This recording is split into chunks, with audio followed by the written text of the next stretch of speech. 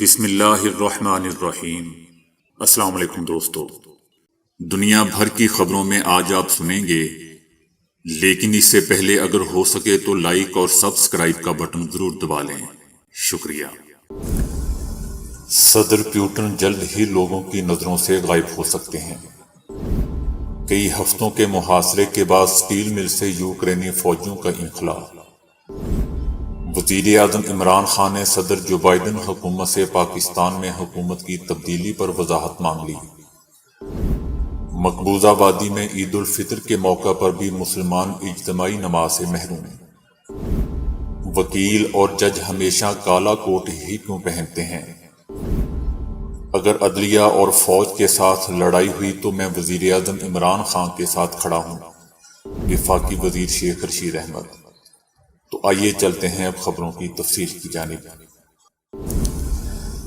روس کے ایک اندرونی ذرائع نے دعویٰ کیا ہے کہ صدر پیوٹن جلد ہی لوگوں کی نظروں سے غائب ہو سکتے ہیں۔ صدر پیوٹن کینسر کی سرجری سے گزرنے والے ہیں اور اپنے پیچھے ایک سخت گیر سابق KGB سربراہ کو کنٹرول سونپتے ہوئے جائیں گے۔ پیوٹن مستقبل قریب میں کینسر کی سرجری کروانے والے ہیں۔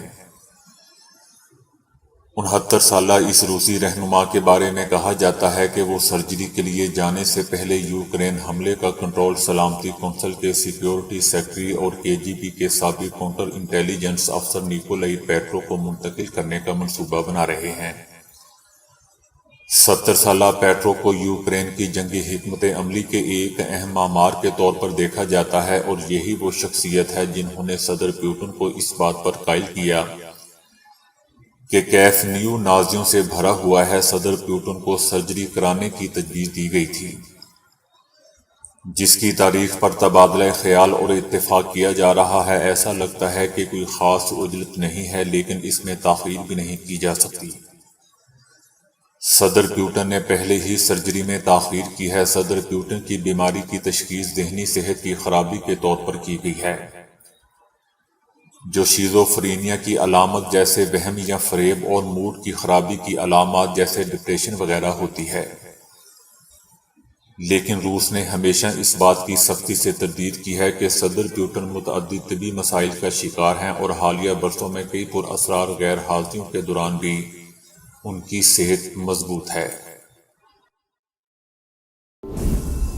یوکرین کے صدر نے کہا ہے کہ جنوبی ساحلی شہر ماریو پول میں محصور سٹیل پلانٹ سے تقریباً 100 شہریوں کو نکال لیا گیا ہے۔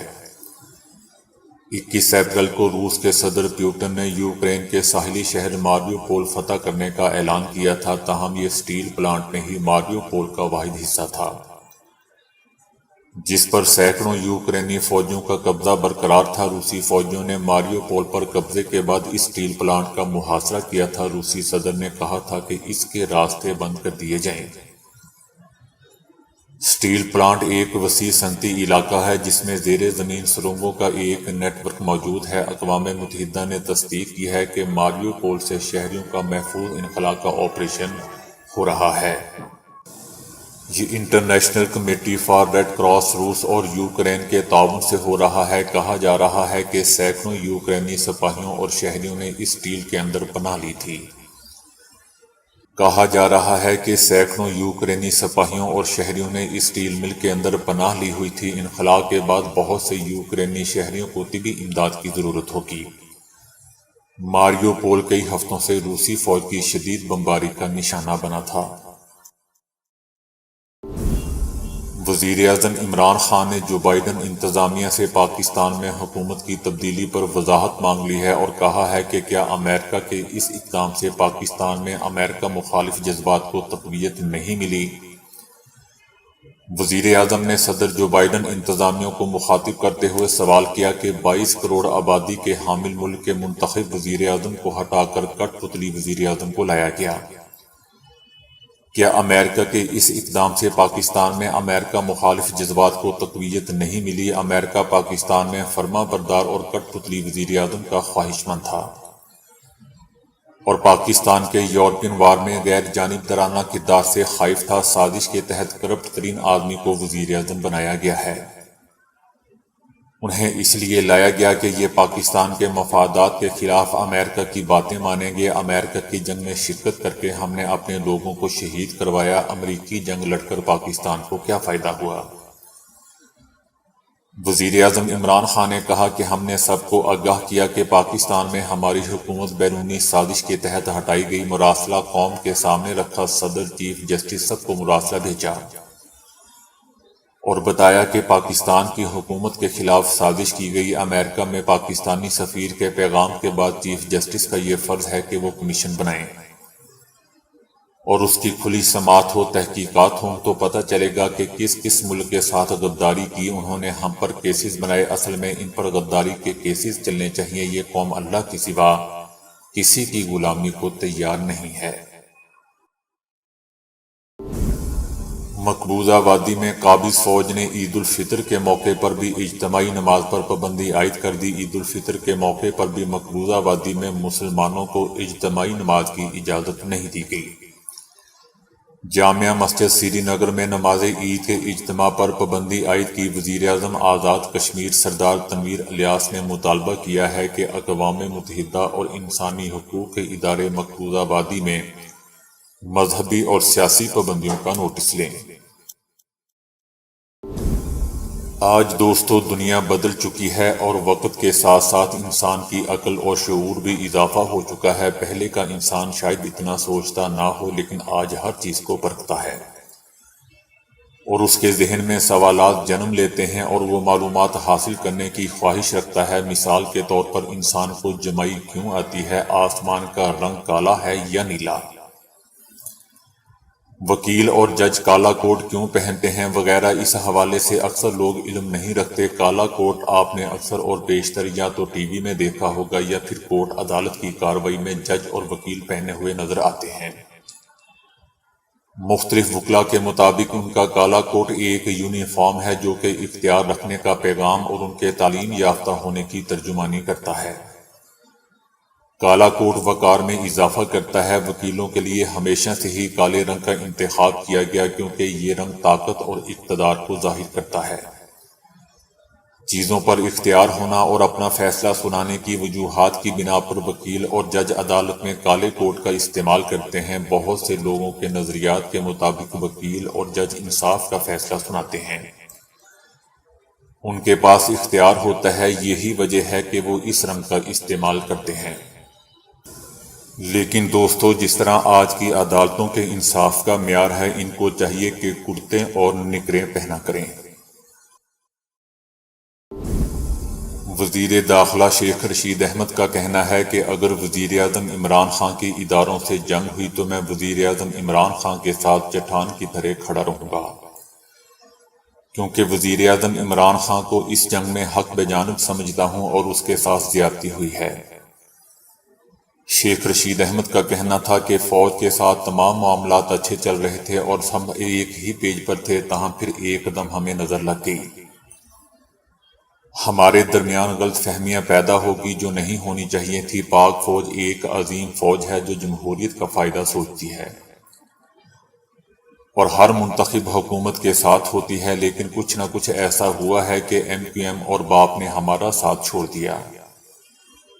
آدھی کاف لیگ چلی گئی، ہم سے کہیں تو غلطی ہوئی ہے۔ میں فوج سے صلح کا حامی ہوں اور اب بھی چاہتا ہوں کہ ہماری صلح ہونی چاہیے اور اس پر کل سے کوشش شروع کر دی ہے، تاہم ابھی کوئی جواب نہیں آیا۔ اگر عوام نے ساتھ دیا اور اسلام آباد آ گئے تو پھر تو ہم الیکشن کی تاریخ لیے بغیر وہاں سے نہیں جائیں گے، ورنہ ہماری سیاست کا بیڑا غرق ہو جائے گا، ہم آر یا پار ہو جائیں گے۔ جس دن MQM PDM کے ساتھ جا بیٹھی اس دن میں نے کہہ دیا تھا کہ ہم ہار گئے،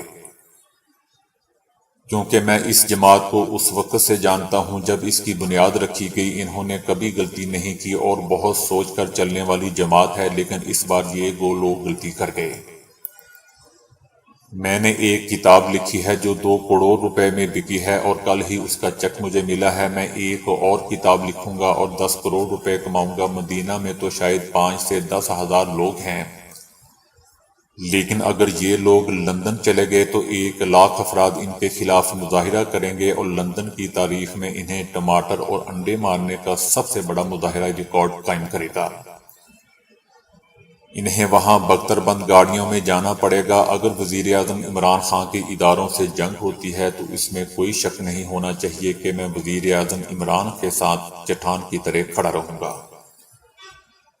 تاہم پہلی کوشش ہوگی کہ صلح صفائی ہو جائے۔ شیخ رشید احمد کا کہنا تھا کہ وزیر اعظم عمران خان کے پاس یہی فارمولہ ہے کہ وہ لاکھوں کی تعداد میں عوام کو اسلام آباد میں لے آئیں تو حل نکل سکتا ہے، ورنہ یہ نہ ہو کہ جھاڑو پھیر دیا جائے اور ہم نہ رہیں اور نہ وہ رہیں اور کھیل ختم پیسہ ہضم والی بات نہ ہو جائے۔